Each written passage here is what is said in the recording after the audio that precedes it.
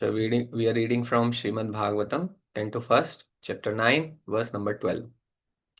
अहो कष्टम अहो अन्यायम यद्यूयम धर्मनंदना जीवितुम नार्हत क्लिष्टम विप्रधर्माच्युताश्रयाः. Translation and purport by His Divine Grace A.C. Bhaktivedanta Swami Srila Prabhupada ki Jai. Bhishma Dev said, "Oh, what terrible sufferings and what terrible injustices you good souls suffer for being the sons of religion personified. You did not deserve to remain alive under those tribulations, yet you were protected by the Brahmanas, God, and religion." Purport. Maharaj Yudhishthir was disturbed due to the great massacre in the battle of Kurukshetra. Bhishmadeva could understand this and therefore he spoke first of the terrible sufferings of Maharaj Yudhishthir. He was put into difficulty by injustice only, and the battle of Kurukshetra was fought just to counteract this injustice. Therefore, he should not regret the great massacre. He wanted to point out particularly that you were always protected by the Brahmanas, the Lord, and the religious principles. As long as they were protected by these three important items, there was no cause of disappointment. Thus, Bhishmadeva encouraged Maharaj Yudhishthir to dissipate his despondency. As long as person is fully in cooperation with the wishes of the Lord, guided by the bona fide Brahmanas and Vaishnavas, and strictly following religious principles, one has no cause for despondency. However, trying the circumstances of life. Bhishmadeva, as one of the authorities in the line, wanted to impress this point upon the Pandavas. तो यहाँ यह बहुत महत्वपूर्ण है कि विप्र धर्म अच्युत आश्रय. जो विप्र मतलब ब्राह्मण, धर्म मतलब पायटी पुण्य, और अच्युत मतलब भगवान, इन तीनों के द्वारा हमेशा युधिष्ठिर महाराज और पांडव सुरक्षित थे. तो जो इनके द्वारा सुरक्षित है, इन उसको कोई हार्म नहीं हो सकता. अब ब्राह्मण, वर्तमान कलयुग में आप देखेंगे ब्राह्मण भी भ्रष्ट हो गए हैं. ब्राह्मण मतलब कोई अपने आचरण के अनुसार ब्राह्मण कहलाता है, और जो ब्राह्मण कुल में जन्म ले केवल, और ब्राह्मण का आचरण ना करे, अर्थात वो मदिरा पान करे और मांसाहार करे, व्यभिचार करे, तो ऐसे व्यक्ति को ब्राह्मण नहीं कहना चाहिए. ये शास्त्रों का मत है. यद्यपि कलयुग में इस प्रकार के तंत्र का निर्माण कर दिया गया है जिसमें कोई भी व्यक्ति जो ब्राह्मण कुल में जन्म ले लेता है उसको ब्राह्मण मान लिया जाता है. बट वास्तव में शास्त्रानुसार जो व्यक्ति ब्राह्मण का कार्य करे, जो ब्राह्मण के जैसे जिसके अंदर गुण हो, जिसकी आदतें ब्राह्मण जैसी हों, वह व्यक्ति ब्राह्मण होता है. अर्थात जो चार नियमों का पालन करे: no intoxication, no gambling, no meat eating and no illicit sex. ये चार नियमों का जो पालन करता है वह वास्तव में ब्राह्मण कहलाने के योग्य बनता है. फिर उसका जन्म भले ही शूद्र कुल में हुआ हो या म्लेच्छ कुल में हुआ हो, वो ब्राह्मण होता है. यह शास्त्रों का मत है. किंतु आज आप समाज में देखेंगे इतनी लड़ाई हो रही है कि जाति को लेकर बहुत लड़ाई हो रही है, और जाति जनगणना करवाई जा रही है विभिन्न विभिन्न पार्टियों द्वारा. बट वास्तव में इसकी क्या आवश्यकता. यह जाति का जो निर्माण है वो डिवीजन करने के लिए किया गया, और जो कि एकदम गलत आधार पर था. आधार है जन्म, जो कि शास्त्रानुसार नहीं है. तो यह अगर सरकार आज ही ये बदल दे तो देखना, तो समाज सोसाइटी कितना सुधर जाएगी. लेकिन ये तो कलयुग जैसे जैसे बढ़ेगा तो और मुश्किल होता जाएगा. लेकिन हमारे जीवन में अपनाने के लिए ये बहुत इंपॉर्टेंट है कि हम ब्राह्मण मतलब हम समझे यहाँ पर वैष्णव, जो भगवान के भक्त हैं. क्योंकि ब्राह्मण मिल पाना बड़ा मुश्किल है कि वास्तव में आचरण वाला ब्राह्मण ऐसा मिल जाए. अब ब्राह्मण कभी भी शूद्र का कार्य नहीं करता. ब्राह्मण किसी की सेवा नहीं करता है. ब्राह्मण अपने दूसरों को शिक्षा देता है, उनके लिए पूजा कर्म करता है, पूजा पाठ करता है. और ब्राह्मण बेसिकली शिक्षक के रूप में कार्य करता है अधिकतर. लेकिन और सैलरी नहीं लेता है. वो केवल अपना दक्षिणा लेता है, जो जो अपनी मर्जी से देना चाहे, वो ऐसा फिक्स सैलरी करके नहीं लेता. लेकिन कलयुग में यही समस्या है कि कोई आपको देगा भी नहीं. अगर आप कुछ भी कार्य करेंगे तो आप फिर भूखे ही मर जाएंगे. आप कुछ भी पूजा पाठ कीजिए, भूखे मर जाएंगे, कोई आपको कुछ दक्षिणा देगा नहीं. तो इसलिए कुछ कुछ अभी क्या है, कलयुग में दोनों तरफ ही करप्शन है. ब्राह्मण की तरफ भी करप्शन है, और जो उनका यजमान है वो भी करप्ट है. तो दोनों ही भ्रष्ट हो गए हैं. तो अभी क्या किया जाए, इसमें कोई सुधार करना बड़ा मुश्किल है. लेकिन जो शास्त्र पढ़ते हैं वो समझ सकते हैं। हम ब्राह्मणों को या वैष्णव से समझ सकते हैं कि जो भगवान के भक्त हो जाते हैं और भगवान और पायटी यानी पुण्य कार्य, पुण्य कर्मों द्वारा व्यक्ति सुरक्षित रहता है। धर्मो रक्षति रक्षिता, जो धर्म का पालन करता है धर्म उसकी रक्षा करता है, जो धर्म की रक्षा करता है धर्म उसकी रक्षा करता है। तो इसलिए हमें ये ध्यान रखना चाहिए कि किस प्रकार पांडवों के साथ भले ही बहुत अन्याय हुआ हो, किंतु इन तीनों, ब्राह्मण, भगवान और धर्म, इन तीनों का पालन करने के कारण, इन तीनों के आशीर्वाद के कारण वो हमेशा विजयी हुए। तो क्योंकि युधिष्ठिर महाराज इसलिए परेशान थे कि उनकी वजह से इतना बड़ा युद्ध लड़ा गया, इतने लोग मरे, इसलिए जब भीष्म पितामह ने बात शुरू की तो सबसे पहले यही कहा, अहो कष्टम अहो न्यायम यद्यूयम धर्म नंदना। कितना अन्याय हुआ आपके साथ, आप तो कितने महान आत्माएं हैं और फिर भी आपको इतना नुकसान पहुंचाने की कोशिश की गई। तो उन्होंने याद दिलाने की कोशिश की, क्योंकि वो समझ गए थे कि युधिष्ठिर महाराज इस समय बहुत परेशान हैं और डिप्रेशन से गुजर रहे हैं कि इतने लोगों को मेरी वजह से मरना पड़ा। तो यहाँ पर उन्होंने ये तीन गुणों को जो हाईलाइट किया है उसको हम अपने जीवन में भी अपना सकते हैं। और हमेशा we have to be ensured that we will be protected, we will be confident that we will be protected if we are protected by Brahmanas God and religion, Vaishnavas God and religion. Yes, next shloka with Pratik Prabhu, you want to read?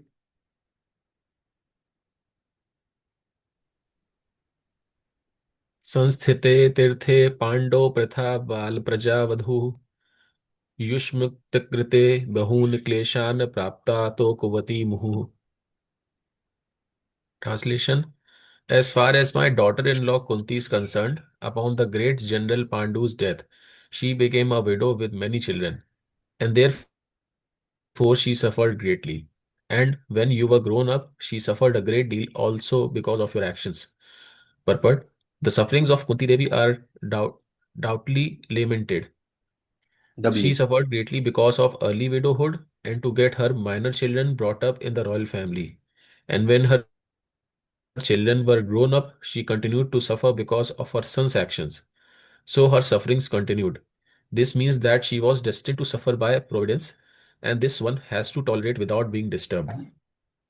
तो फिर वो कुंती को याद कर रहे हैं, भीष्म पितामह, क्योंकि कुंती ने सबसे ज्यादा कष्ट उठाया। कुंती ने विवाह होके आई, फिर पति की मृत्यु, वन वन में जाना पड़ा, फिर पति को जो शाप मिला था उसके कारण, फिर वन में फिर पति की मृत्यु हो गई, और इसके बाद फिर वापस आई, फिर उनके बच्चों के साथ अन्याय हो रहा था, फिर उनके बच्चे बड़े हो गए और फिर उनके साथ अन्याय होता रहा। फिर उन्होंने ये जुआ खेला, जुए में अपनी पत्नी को दांव पर लगा दिया। तो वो हमेशा कष्ट में रही, और जब ये लोग वन गए तो उस समय उनको वहां रुकना पड़ा, उनको हस्तिनापुर में ही रुकना पड़ा। तो देख सकते हैं कि कुंती महारानी बहुत डिस्टर्ब थी, अपने उनको बहुत कष्ट उठाने पड़े। और आप आगे भागवतम में पढ़ेंगे, हमने जो पीछे पढ़ी कुंती महारानी की प्रार्थनाएं, कि किस प्रकार फिर भी उनकी जो कॉन्शियसनेस थी वो हमेशा कृष्ण के चरणों में लीन थी, कृष्ण के ही विचार में रहती थी वो। इसीलिए उतने कष्ट उठाने के बावजूद वो चल सकी, अपना जीवन जी सकी। तो यहाँ पर भीष्म पितामह उनको भी याद कर रहे हैं। यस यार, सिद्धा प्रभु।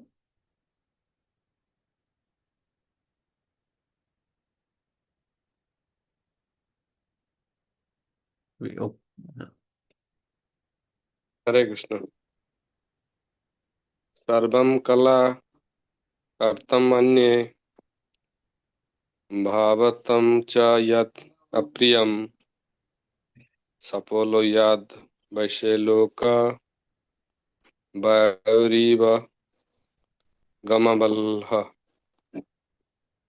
Translation: In my option, this is all due the inventable time under whose control everyone in every planet is carried, just as the clouds are carried by the wind. Purport: There is a control by time all over the space within the universe, as there is control by time all over the planets. All the big genetic planets, including the sun, are being controlled by the force of air, as the clouds are carried by the force of air. Similarly, the invincible kala or time control even the action of the air and other elements. Everything, therefore, is controlled by the supreme Kala, a force representative of the Lord within the material world. Thus, the Yudhishthira should not be sorry for the inconceivable action of time. Everyone has to bear the actions and the reaction of the time long as the within the conditions of the material world. The Yudhishthira should not think that he had committed a sins in his previous birth and is suffering the consciousness. Even the most pious has to uh, suffer the condition of material nature, but the pious man is faithful to the Lord, for he is guided by the bona fide Brahmana and a Vaishnava following the religious principle. These the guiding principles should be the aim of life. One should not be disturbed by the tricks eternal time. Even great the get control of the universe, Brahmaji, is also under the control of time. Therefore, one should not grudge being thus controlled by the time, despite being a true follower of the religious principles. तो यहाँ पर भी शिल प्रभुपाद ने ये तीनों सिद्धांतों का वर्णन किया है कि वैष्णव बोनाफाइड ब्राह्मण, वैष्णव भगवान को फेथफुल रहना है, और ब्राह्मण और वैष्णवों को और रिलीजियस प्रिंसिपल्स को ये जो पालन करेगा उसको किसी प्रकार की हानि नहीं हो सकती। और यद्यपि अपेरेंटली ऐसा दिख सकता है कि बहुत सारे कष्ट उठाए जैसे युधिष्ठिर महाराज ने, परंतु युधिष्ठिर महाराज को यह नहीं सोचना चाहिए कि ये उनके पूर्व जन्म के पापों का फल आ रहा है। क्योंकि मटेरियल वर्ल्ड का नेचर ऐसा है कि जहां पर जो भी रहता है उसको कष्ट उठाना ही पड़ता है। चाहे आप कितने भी पुण्यवान हैं फिर भी आपको, क्योंकि भगवान ने गीता में क्या कहा है कि यह संसार क्या है, दुखालयम अशाश्वतम, दुख का घर है। जो दुख का घर है वहां दुख ही रहेगा, वहां सुख नहीं रहेगा। तो यह भौतिक संसार दुख का घर है। चाहे आप कितना भी धनवान हो जाएं, शक्तिवान हो जाएं, रूपवान हो जाएं, ज्ञानवान हो जाएं, चाहे कितने भी कोई भी वान हो जाएं आप, फिर भी आपको एक चीज आपके साथ हमेशा रहेगी, वो है कष्ट। कष्ट इस संसार में रहेगा ही रहेगा, क्योंकि इसीलिए यह भौतिक संसार बनाया गया है।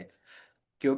ये ताकि यहाँ पर कष्ट रह सके और व्यक्ति एक दिन तो प्रश्न पूछे कि आखिर क्यों इतना कष्ट मुझे सहना है, क्या कारण है कि मैं इतना कष्ट सह रहा हूं, यहाँ क्यों रह रहा हूं, ये जगह रहने लायक नहीं है। जिस जगह जो जगह रहने लायक नहीं है वहां क्यों अपना सर खपाना, क्या क्यों अपना जीवन के बाद जीवन के बाद जीवन, अनंत जीवनों से हम यहीं पर कष्ट भोग रहे हैं।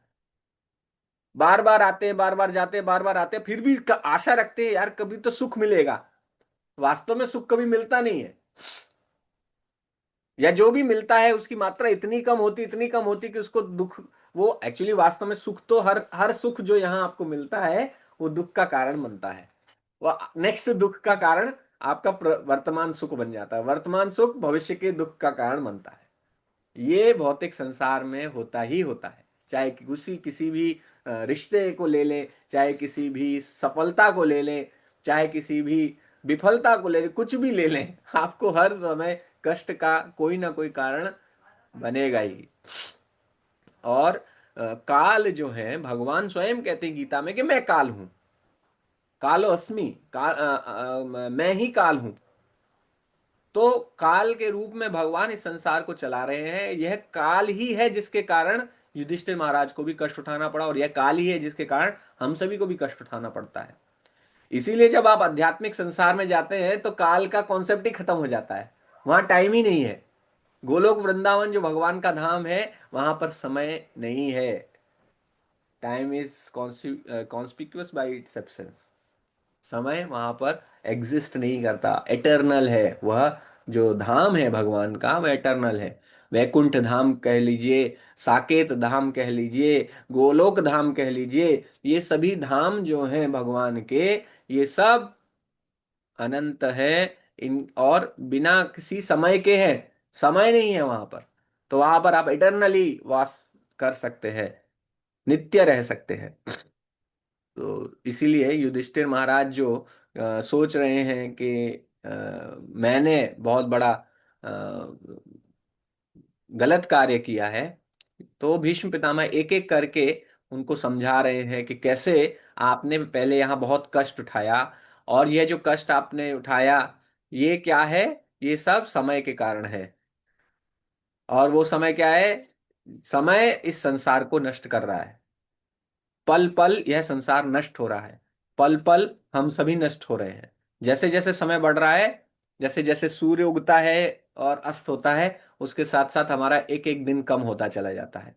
तो वास्तव में इस संसार में प्रत्येक वस्तु नष्ट होने के लिए ही आगे बढ़ रही है। जैसे जैसे समय बढ़ रहा है, everything is getting towards is destruction. जिस प्रकार से clouds are carried by wind, सब कुछ इसी तरीके से आगे बढ़ता जा रहा है। तो युधिष्ठिर महाराज को वो कह रहे हैं कि आपको ये नहीं सोचना चाहिए आपने कोई गलत कार्य किए हैं, ये सब काम की वजह से, ये सब मटेरियल वर्ल्ड की वजह से ऐसा हो रहा है। And but a pious man is faithful to the Lord, for he is guided by the bona fide Brahmana and Vaishnava following the religious principles. यही, these three guiding principles should be the aim of life. One should not be disturbed by the tricks of eternal time. तो ये समय चलता रहेगा, आप अपना काम करते रहिए। क्या है आपका कार्य? ब्राह्मणों और वैष्णवों की सेवा करना, धर्म का पालन करना, और भगवान की भक्ति करना। तो आप भगवान की भक्ति करेंगे तब भी काल चलता रहेगा। आप जब ब्राह्मण वैष्णव की सेवा करेंगे तब भी काल चलता रहेगा, कष्ट आते रहेंगे। लेकिन इससे क्या फिक्स हो रहा है? आपकी डेस्टिनेशन बदल जा रही है। आपकी डेस्टिनेशन मटेरियल वर्ल्ड से समाप्त होके स्पिरिचुअल वर्ल्ड बन जा रही है। तो ये हम भक्ति में आने के बाद ये हमारे लिए सबसे इंपॉर्टेंट है कि हम अपनी डेस्टिनेशन बदल ले रहे हैं। दोबारा आना ही नहीं पड़ेगा यहाँ पे, तो हम आसानी से इन सब कष्टों से मुक्ति पा सकते हैं। ठीक है, तो ये this is, although this is the lower aim, highest aim is when you connect to Krishna, basically you love Krishna, then you can enjoy with Krishna, because Krishna is the source of all enjoyment, Krishna is the source of all love. So ultimately you will enjoy in love with Krishna. But these are, जो जो कष्ट है वो तो side product है, by product है कि कष्ट मिट जाएगा। ये बाई प्रोडक्ट है, ये हमारी भक्ति का बाई प्रोडक्ट है। But this is also being highlighted by Bhishma Pitamah for our benefit, so that those who are not at all interested in spirituality, they will understand, okay, अगर मैं भक्ति करूंगा तो इन सब से मुक्ति भी मिलेगी। तो पहला जो कोई व्यक्ति आता है अपना फायदा देखता है, नया नया कोई आता है भक्ति में तो देखता है कि क्या फायदा मिलेगा मुझे यहाँ पे, तो आपके कष्ट मिट जाएंगे, ये पहला फायदा मिलेगा। तो ये उनके लिए है जो नए नए आए हैं। लेकिन जैसे जैसे आप आगे बढ़ेंगे भक्ति में तो आपको समझ में आएगा ये तो बाई प्रोडक्ट है, अपने आप ही आ जाएगा। जो मेन प्रोडक्ट है वो क्या है कि मुझे भगवान के साथ प्रेम का आदान प्रदान करने का मौका मिलेगा। इसीलिए we should actually very attentively chant Hare Krishna Krishna Krishna Hare Hare, Hare Ram Ram Ram Hare Hare. ग्रंथराज श्रीमद् भागवतम की जय, शिल प्रभुपाद की जय। Thank you very much.